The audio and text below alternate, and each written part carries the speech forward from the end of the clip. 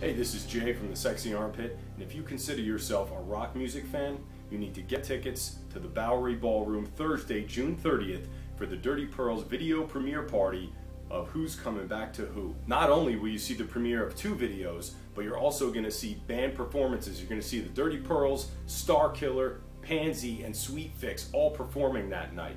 And there's going to be tons of special guests. You know how I know that? Because they told me. I just caught up with Tommy London from the Dirty Pearls and Jason Caddick from Starkiller, who also directed the video Who's Coming Back to Who. So here's how it went down. Alright, I'm standing here with Jason Caddick and Tommy London.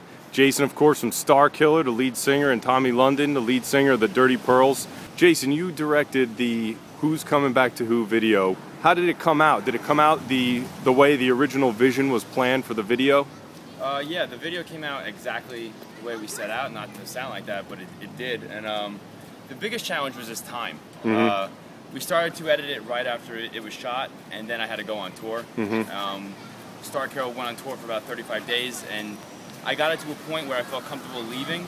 I was trying to get it done before I left, but it just wasn't in the cards, and not to rush it. So as soon as I got back the next day, we got right back to it, and we're going down to the wire.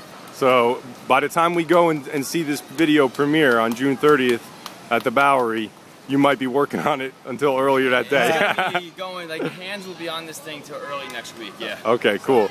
Now, Tommy, as the lead singer of the band, I'm sure you've seen the video, or at least one of the final cuts of it so far. What are your thoughts on it so far?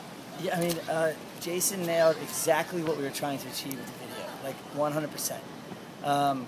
And you know, getting back to the question you asked about the hardest thing, I think one of the hardest things was fitting in all the cameos we had of all our friends, man. Yeah, that was the whole New York rock scene appears in this video. Tell us about some of the cameos. Yeah, the cameos we had Breedlove, Kayvon, Darian Darling, Dave Delzio, Chris Santos, Kel Calco, Sam Valentine, Nikki Benz, Justine Jolie, who's hosting the show. Brian Newman will be there.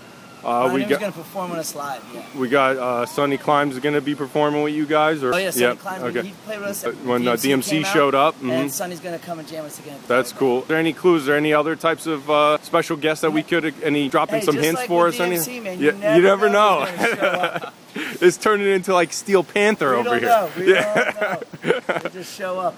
All right, cool. Now, Jason, let's get back to Starkiller for one moment. Being that you're a director and you have a very cinematic mind, could we expect a video from Starkiller at any point? There's a video and maybe possibly 2 in the works right now that we're shooting.